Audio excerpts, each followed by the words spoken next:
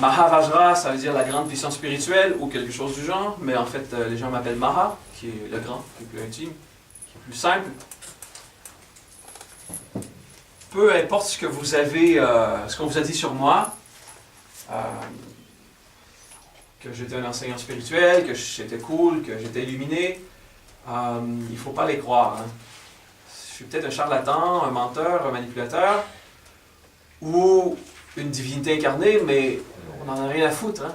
Qu'est-ce que ça change dans votre vie? Peu importe ce que moi j'ai accompli, ça ne change rien.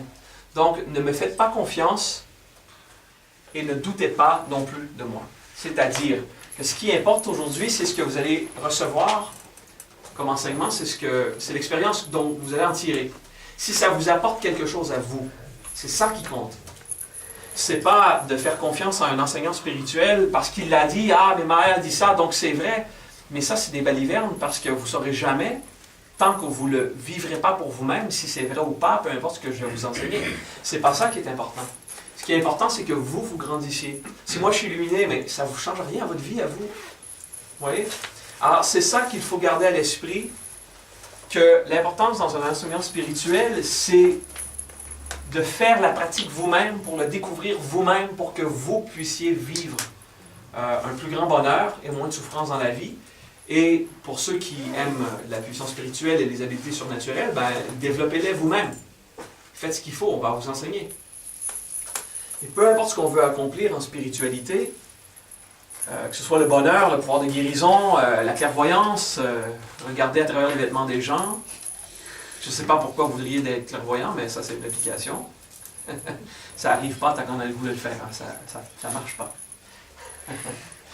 Parce que ça veut dire qu'on est soumis à notre désir, donc que l'animal est plus fort, donc on n'a pas la clairvoyance.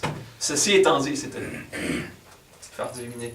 Alors, ce qui importe aujourd'hui, c'est ce que vous allez tirer de l'enseignement. Okay? Pour avancer spirituellement, il faut faire une forme de croissance personnelle. Il faut également avoir un esprit libre. Et cette croissance personnelle doit être faite avec un esprit libre. Alors, je résume ce que je veux dire par là. Si votre esprit appartient à quelqu'un d'autre, à un groupe, à une société, à une personne, si vous vous prosternez en adoration devant un gourou, vous n'atteindrez pas le bonheur que vous cherchez, ou l'illumination, ou peu importe ce que vous cherchez à acquérir à travers votre expérience spirituelle. Ça n'arrivera pas. Si on se prosterne devant le maître, au pire, on salue avec gratitude. La gratitude, c'est bon. Mais le sentiment d'adoration pour un autre être, ça nous dérobe de notre propre volonté. Un maître spirituel, c'est quelqu'un qui se maîtrise lui-même et pas les autres. Donc, il n'y a pas de forme d'autorité dans la maîtrise spirituelle. C'est quelque chose qu'on fait à l'intérieur. C'est ce qu'on découvre pour soi-même. Okay? Donc, un véritable maître spirituel, il y en a beaucoup des bons, et il y en a quelques-uns, très peu, mais il y en a quelques-uns qui sont charlatans, parce qu'eux, ils forment que des disciples. Un véritable maître spirituel forme des maîtres. Il veut que les gens deviennent maîtres d'eux-mêmes et qu'ensuite, eux puissent radier sur les autres. Okay? Et il n'y a pas le principe non plus de supériorité. C'est-à-dire, si vous avez trouvé en vous toute la valeur que vous avez, si vous avez trouvé en vous l'amour, vous n'avez pas besoin que les autres se prosternent en adoration. Et par conséquent, ce n'est pas très utile. Vous comprenez le principe. Hein? Donc, cette idée de révérence vers un maître ne doit pas être inspirée par un système de croyance qui dit que lui, il est grand, que vous, vous êtes des trous de cul de merde, que vous n'y arriverez jamais, que vous avez besoin d'un sauveur. Ça ne marche pas. La révérence, c'est un sentiment simple de gratitude. Merci de m'avoir enseigné tel truc. Et c'est tout. En d'autres mots, vous m'utilisez comme un outil, ensuite vous me jetez à la poubelle. Parce que moi, je ne devrais pas avoir de valeur pour vous. Comprenez? Pour que vous puissiez trouver votre valeur spirituelle, il faut que ce soit la vôtre. Et de cette manière, je vais vous encourager au cours de la journée de vous-même aller vivre l'expérience que vous cherchez à vivre, plutôt que de vous fier à moi. Ah, ben, paraît-il qu'il y a des phénomènes spirituels qui se font de telle ou telle manière parce que le maître l'a dit. Mais on s'en fout. On s'en fout de ce que le maître a dit. Ce qui importe, c'est ce que vous en tirez. Okay? Aujourd'hui, ça ne sera pas une journée agréable. Pas toujours. Parce que c'est une journée où on découvre comment on est fait à l'intérieur, comment l'ego fonctionne. C'est-à-dire qu'il y a des composantes, à l'intérieur de nous qui, c'est pas le mal, mais ça fait mal.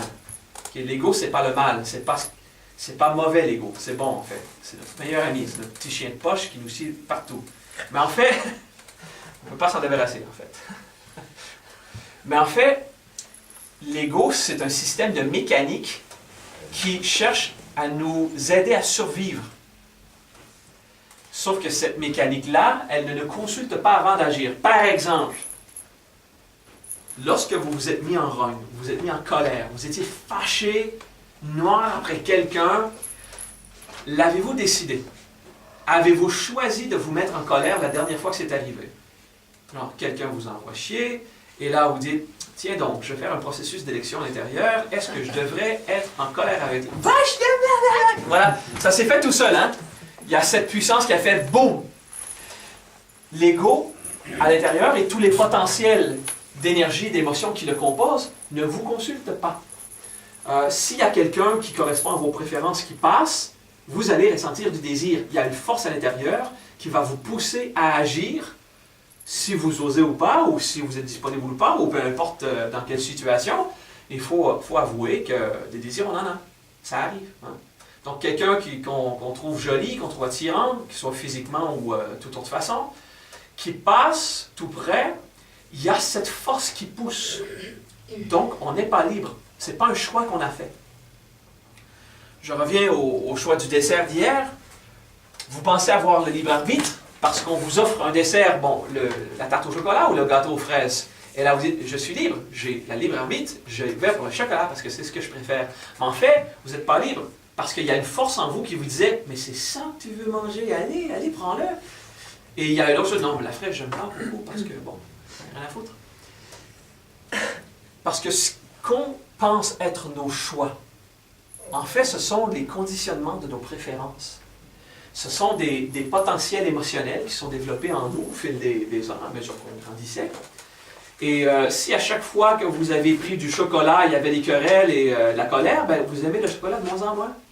Et si à chaque fois qu'il y avait du gâteau à la fraise ou quelque chose avec des fraises, vous avez reçu des cadeaux, des bénédictions, des compliments, et là, vous aimez ça de plus en plus. C'est tout simplement parce que le subconscient ne sépare pas chaque aspect de l'expérience, il les prend comme un tout. Donc, gâteau à la fraise, maman est là pour s'occuper de moi, mon père est heureux, plus ça va, plus toutes les composantes de l'événement sont nourries de manière favorable. Donc, ce potentiel augmente pour préférer la fraise, par exemple. Okay? Et s'il y avait une sorte de musique qui jouait, vous préférez cette musique-là aussi. Ça n'a aucun rapport avec si la mère vous aimait, si le père n'était pas fâché, tout ça. Et là, votre meilleur ami, pendant que vous mangez du chocolat, il y a une autre sorte de musique qui joue, du métal par exemple, et là, votre meilleur ami vous annonce qu'il sort avec votre copine, par exemple, ou qu'il a dépensé votre argent de la semaine, ou des trucs comme ça. C'est cette musique-là que vous aimez moins, c'est le chocolat que vous aimez moins, c'est l'ami comme tel que vous aimez moins, mais c'est l'expérience émotionnelle qui va aller teinter toutes les composantes de l'expérience en tout. Okay? C'est comme ça qu'une préférence est née et qu'elle est nourrie. Alors on dit, j'ai le libre arbitre, j'ai le libre choix, je peux prendre le dessert que je veux. Oui, mais en fait tu ne l'as pas choisi, c'est pas ça le libre arbitre. Hein? Le travail que vous avez, vous croyez l'avoir choisi? En fait, c'est une question d'options. Quelles options étaient disponibles? Et en fonction des options, qu'est-ce qui vous a poussé à aller là ou là? Donc, est-ce que vous êtes vraiment libre d'avoir choisi votre conjoint? L'avez-vous vraiment choisi? Alors, pourquoi tu m'aimes? Pourquoi tu m'aimes, chérie? Est-ce que c'est parce que si ou parce que ça? Je dis non, c'est parce que tu étais la seule. Je n'avais pas d'autre option. Il faut être honnête. Je dis ça comme ça, là, pour exagérer un peu. Mais des fois, on dit « je t'aime parce que », et là c'est fini, c'est de la merde, c'est de l'ego ça. Je t'aime, c'est tout. Bon, il faut faire avec, c'est ça que je vis. Et le principe de choix, en fait, c'était toutes nos préférences qui nous modulaient pour aller là ou là. Alors, on a du libre arbitre. Mais lorsqu'on fait un choix, ce n'est pas l'application du libre arbitre. Ça, c'est obéir aux forces naturelles qui sont déjà en nous. Okay? Le libre arbitre, c'est la capacité d'aller à l'intérieur et réorienter ses potentiels pour qu'ils nous poussent dans la direction qu'on veut aller. C'est ça le libre arbitre. C'est ça la capacité de choisir, le pouvoir spirituel. C'est ça. C'est le fait d'être libre des forces qui nous poussent en nous à faire des trucs sans nous consulter. Et plus on se libère de ces forces, plus on gagne en pouvoir spirituel. Et ce qui est le plus important, c'est lorsqu'il y aura une colère en nous qui jaillira, on restera calme, on dira « Ah tiens, j'ai de la colère là. » C'est tout. On ne sera pas soumis ou esclave de cette force pour nous mettre en colère et pour agir dessus. Soit la refouler, ce qui fait mal, soit l'exprimer, ce qui fait mal. Et là on me dit « Maha, il ne faut pas exprimer la colère, il ne faut pas la refouler. » Mais qu'est-ce qu'on fait? Ben, il faut simplement l'éliminer, ne pas l'avoir. Du tout, dès le début. Et ça, c'est tout un travail, hein? Ça ne se fait pas comme ça, on ne le décide pas, ça. Alors, nous allons prendre le temps de découvrir aujourd'hui, en surface, 21 aspects qui nous poussent à avoir des réactions au niveau de l'ego, qui nous poussent à être arrogants, égocentriques, colériques, avoir peur, avoir mal, avoir hâte, tout ça. Et le but, c'est d'arriver à se libérer des forces naturelles afin qu'on puisse les dominer. Et une fois qu'on a dominé les forces naturelles en nous, on les domine de plus en plus à l'extérieur. Et c'est là que les pouvoirs surnaturels arrivent et c'est très agréable. Mais on n'y arrive pas si on n'a pas fait le travail à l'intérieur. Le premier objectif, c'est diminuer la quantité de souffrance dans notre vie et augmenter la quantité de bonheur. Donc, souffrir moins jusqu'à ce qu'il n'y ait plus de souffrance, avoir plus de bonheur jusqu'à ce que ce soit un mode de vie. Et ça, c'est génial. Oui? J'ai besoin d'une précision. Tu parles ici de se libérer de nos forces naturelles. C'est celles qui nous poussent à faire nos choix conditionnés? Oui, c'est ça. Et alors, dans les mantras, les puissances naturelles, les distinctions, tout ça? Il y a beaucoup de puissances naturelles. On veut les utiliser, ces puissances naturelles. On ne veut pas les éliminer. C'est comme ceux qui disent qu'il faut éliminer le mental. Les gens dans beaucoup de traditions bouddhistes disent qu'il faut taire le mental, il faut l'éliminer, il faut se débarrasser de l'ego. Ça, c'est des conneries à mon avis. Parce que c'est merveilleux d'avoir un ego, c'est merveilleux d'avoir un mental et de l'utiliser. Le but, c'est de ne pas en être l'esclave. Donc, on veut avoir des forces naturelles. On veut en avoir un maximum et qu'elles nous obéissent. Donc, on a du pouvoir. Et le vrai pouvoir, c'est l'amour. C'est pas la capacité d'appliquer de la force sur quelqu'un. Ça, c'est violent, par exemple. Okay? À moins qu'ils ont vraiment besoin qu'on leur applique de la force, qu'ils demandent, genre, j'ai mal là, veux-tu pousser s'il vous plaît? Bon, ça, c'est une autre histoire. Parce que, voilà, on va utiliser des mots pour dire ci, pour dire ça, et les mots deviennent complexes parce que les mots ont différentes définitions dépendamment du contexte. Alors là, ça peut être très confus. Hein. Mais c'est toujours bon de poser une question si on a la confusion parce que ça me permettra d'ajouter des précisions. Les forces naturelles, elles sont merveilleuses, mais on en souffre si on y est esclave. Okay? Quand je dis il faut se libérer des forces naturelles, le mental, avant d'avoir l'explication, se disait, bon, c'est bon, on va les éliminer. Ah non, pas du tout, on va s'en libérer. C'est ça que j'ai dit. Mais en fait, on va aller plus loin souvent pour interpréter qu'est-ce que les paroles voulaient dire. Parce que le dialogue lui-même ne suffira pas.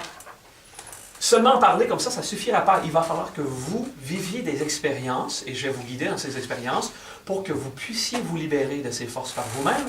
Ça ne sera pas toujours agréable, mais il y a beaucoup de bonheur qui suit. Hein, et c'est ça qui va être le fun. J'avais pas pensé. OK. Alors, les 3 dénis.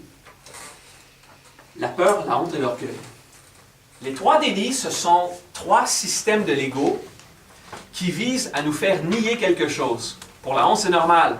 On vous dit quelque chose d'honteux. On dit non, non, non, ça va. Et là, on est pris avec cette charge émotionnelle. On a honte, on vient de nous dire quelque chose qui... On s'est fait prendre par surprise en train de se masturber, tout ça, ou on voulait embrasser quelqu'un qui ne voulait pas et on s'est fait rejeter. Là, on a eu honte de nous. Bon, la honte, c'est quelque chose qui vient nous pourrir la vie. On est d'accord avec ça?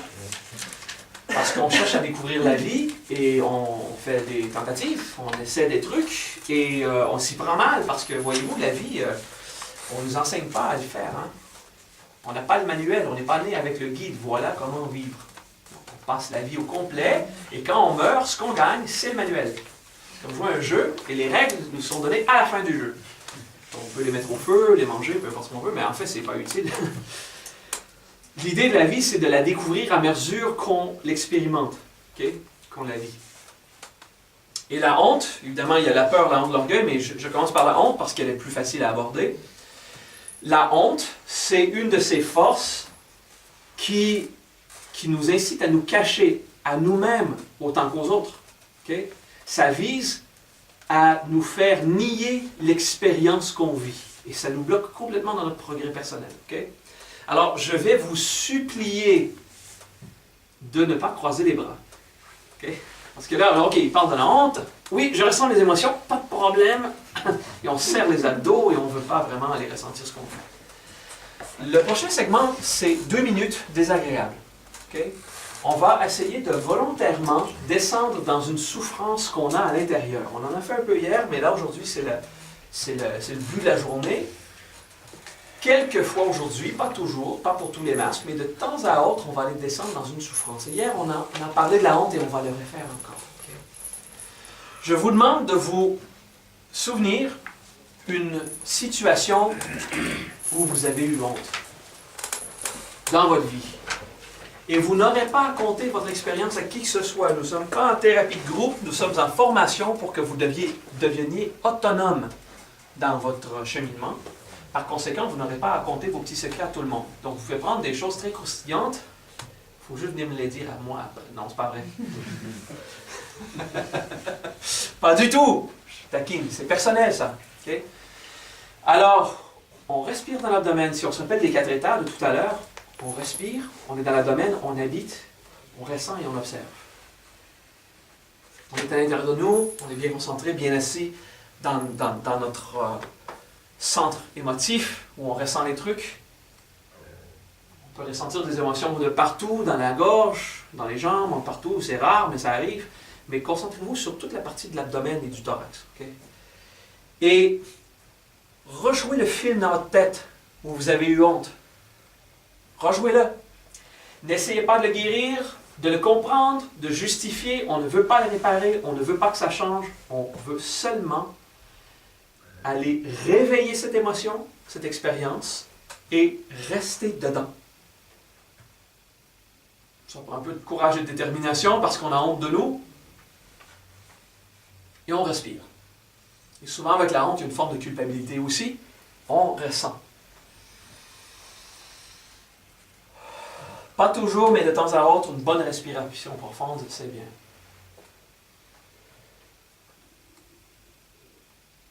Ce que je vous enseigne là, ça s'appelle l'intégration. Il s'agit de descendre en nous, dans une émotion, parce que ça, c'est une des forces qui nous pourrit la vie. Ça, c'est une des forces qui nous pousse à faire des conneries plus tard. Des fois, on a même honte d'avoir honte. On a honte, on agit en fonction de cette honte, on se retrouve encore plus honteux. On a mal de la honte. C'est fort à l'intérieur. Hein? Donc on la ressent. On respire et on ressent. Même si c'est des trucs qu'on traîne depuis le tout jeune âge. C'est important. Ce qui est merveilleux, c'est plus on ressent la honte, plus elle perd du pouvoir sur nous.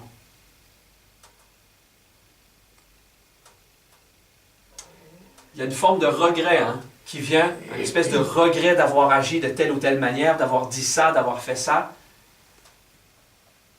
Des fois, c'est la honte de ne pas avoir agi, de ne pas avoir parlé, mais souvent, c'est suite à quelque chose qu'on a fait.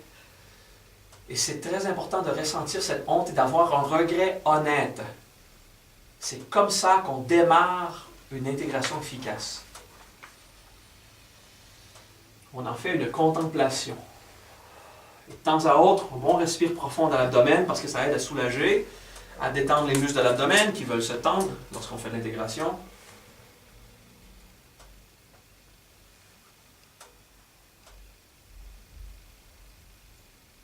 C'est très bon pour la santé émotive de se sentir désolé. ce qui est important, c'est de ne pas devenir la victime et jouer le drame. Oh, je suis désolé, c'est ci, c'est ça, je suis désolé tellement, j'ai fait mal. Là, là. Ça, c'est le drame, c'est l'ego qui veut en rajouter pour avoir plus d'attention. On essaie de revenir seulement à soi. J'ai honte, je le regrette. Et on le fait de la façon la plus simple et la plus honnête possible.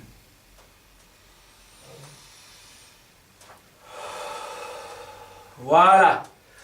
Et plus on ressent l'émotion, plus elle perd du pouvoir sur nous. Et on se dégage, pas avec force, mais avec concentration, en l'observant, en la ressentant. Le pardon va naturellement se faire, tranquillement. C'est pas brusqué, hein? Mais il y a quelque chose qui se passe à l'intérieur, c'est le pardon. C'est même pas une action qu'on fait. C'est pas « je me pardonne », c'est pas ça du tout. Il y a le pardon, ça arrive. C'est un phénomène qui se produit.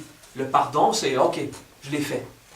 Un remords honnête va mener à ce pardon qui va libérer ce potentiel en nous pour qu'on puisse en être libre, qu'on puisse aller gagner en sagesse. Là, on accepte que cette expérience, cette action, ces paroles nous ont amené à de la honte, et là qu'on veut faire mieux dans la vie. Bon.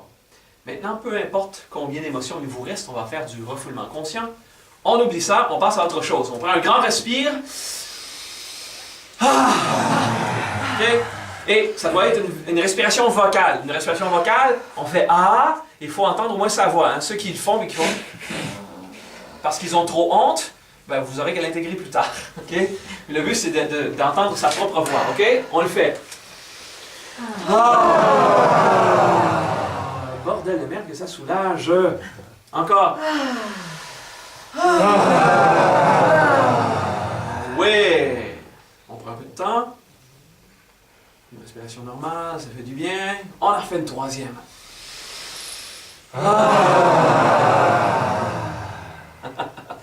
Ce sentiment de soulagement, vous l'avez? On essaie de décroiser les bras. Quoi qu'on est libre, hein? Vous êtes libre. Faites ce que vous voulez.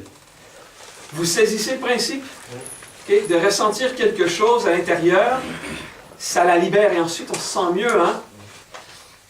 Cette émotion, cette honte, elle était toujours là. Vous étiez pris avec.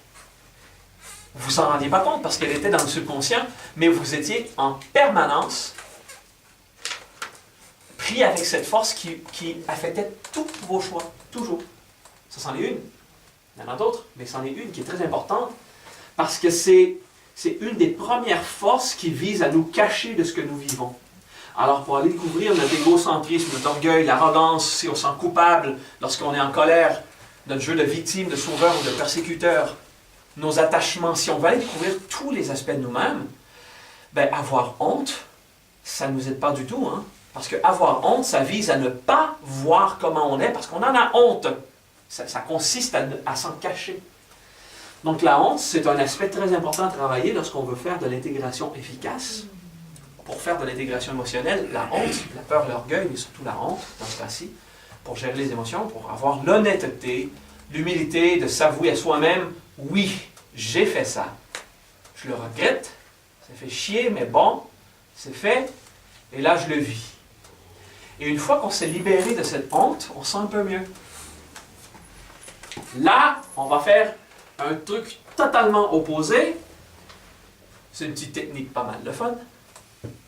Et pour quelques secondes, il faudra arrêter de prendre des notes. Imaginez, les yeux fermés c'est mieux, mais ceux qui veulent le faire les yeux ouverts c'est bien. Imaginez que chaque cellule de votre corps est un petit bonhomme sourire jaune. Sphérique, juteux, un bonhomme sourire jaune. Et toutes vos cellules sont faites de petits bonhommes sourires qui sourient et qui sont joyeux. Et on prend un bon respire profond.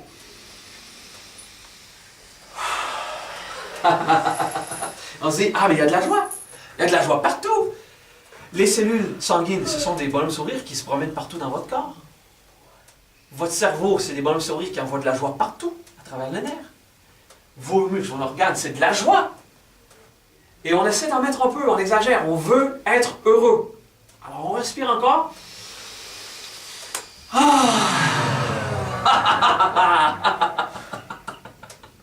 On est heureux. Parce qu'on s'y concentre. Maintenant, on prend une bonne respiration, on revient ici.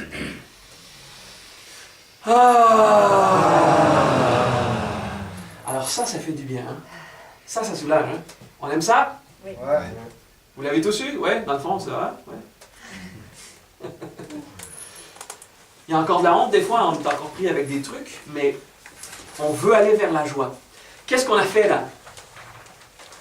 En prenant le temps d'observer la honte, qui est une souffrance en nous. Peu importe ce qu'on a arrivé à transmuter ou à libérer, on a libéré de la conscience, qui redevenait du potentiel libre, donc de la puissance spirituelle totalement libre. Et on pouvait en faire ce qu'on voulait. Et là, ce qu'on a fait, c'est qu'on a mis plus de joie dans notre corps et dans notre vie, dans notre cœur aussi en même temps, dans notre tête, parce qu'on l'a visualisé. Et notre système hormonal a pu ajouter quelques endorphines, quelques hormones, quelques dopamines, sérotonine, peu importe. Et on a senti la joie. C'était évident, c'était beaucoup plus facile que essayer d'être heureux lorsqu'on est en peine d'amour ou quand on oublie les clés de sa voiture, des trucs comme ça. C'est après avoir libéré une émotion. Ah, il y en a qui se sont concernés là, c'est bien. Après avoir libéré une émotion, comme la honte par exemple, dans ce cas-ci, la quantité d'information qui est libérée de cette contemplation, la quantité d'énergie, de potentiel émotif qui est dissous en faisant cette intégration, ça devient de la puissance ou du potentiel conscient disponible pour faire quoi que ce soit. Donc, revenir vers la joie. Et on se sent bien, hein, ça fait du bien. On est heureux.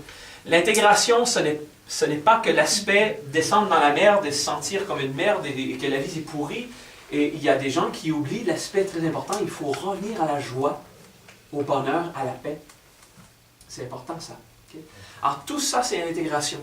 C'est d'aller libérer une souffrance pour aller la transformer en joie, en bonheur. Et là, on se sent mieux. Lorsqu'on est addicté à quelque chose, on veut du divertissement, on veut absolument entretenir le cerveau à quelque chose, ou mettre des intoxicants dans notre sang, ou des trucs comme ça, ce qui arrive, c'est qu'il y a une force en nous qui veut rester dans le déni, soit la peur, la honte ou l'orgueil. On veut se cacher notre souffrance. Lorsqu'on fait l'intégration, cette souffrance, on la traite à mesure et on est libéré de cette projection dans la nature de devenir addicté à des trucs et vouloir se stimuler l'esprit, le système nerveux par d'autres processus. Okay? C'est comme ça que je donne des cours aux alcooliques ou aux addictés à la drogue. On leur enseigne à aller faire des intégrations spécifiques aux addictions. Là, on va faire un survol de toute forme d'intégration émotionnelle dans le week-end. Mais il y a des applications, des fois spécifiques aux addictions. D'autres fois, c'est pour apprendre mieux. Des fois, c'est être capable de se concentrer, la méditation. Il y en a fait surtout pour les habilités surnaturelles. Là, on fait un survol. Ensuite, on va spécialiser en fonction de qui veut quoi. On vous enseignera.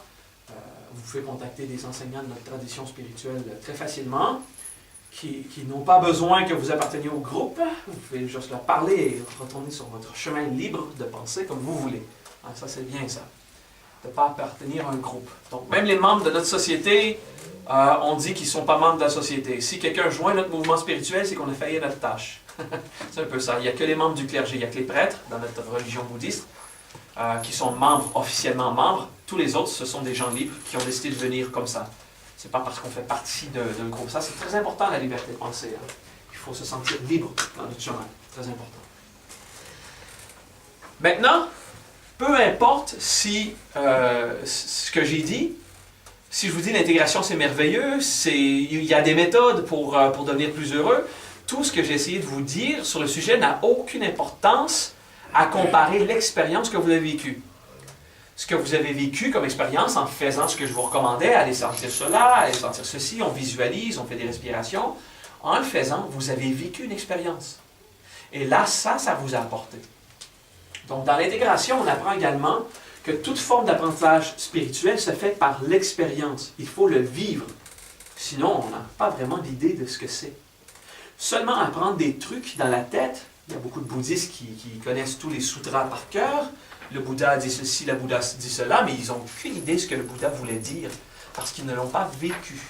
Alors, évidemment, j'ai fait beaucoup de travail, parce que ça fait 20 quelques années que je suis bouddhiste, hein, que je travaille sur moi. Et je l'ai découvert avec le temps que sans le vivre, c'était que du blabla. Hein? Accumuler beaucoup d'informations dans la tête, c'est comme une mouche collée sur du papier mouche.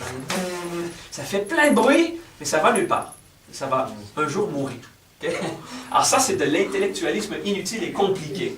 Savoir quelque chose dans la tête, c'est essentiel, mais si c'est que dans la tête, c'est inutile. Il faut que ce soit appliqué à tous les niveaux. Le connaître dans la tête, le ressentir dans nos tripes, le vivre, et que ça a un effet sur le corps physique, au moins sur le monde physique. Il faut que ça change quelque chose dans notre vie. Si ça ne change rien dans notre vie, c'est inutile. Donc, comme un vendeur d'assurance ou une balayeuse, notre religion est une religion de résultats. Parce qu'il n'y a que le résultat qui compte. Les intentions, faites telle prière et à votre mort, vous serez sauvés. Ouh, c'est douteux, hein? Parce que vous avez quoi comme preuve là? Il faut que ce soit un résultat immédiat ou rapidement. Des fois, ça prend quelques semaines pour régler quelque chose.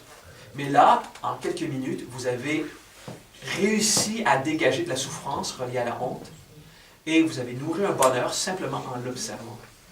Vous voyez tout ça, là, ça fait du sens maintenant. Hein? Là, on en parle et vous avez vécu une expérience d'intégration vous-même et tout fait plus de sens parce que vous avez un vécu sur lequel vous basez. Là, on peut en parler. Là, on peut aller plus loin, plus profondément. C'est ça qui est agréable. On prend une pause.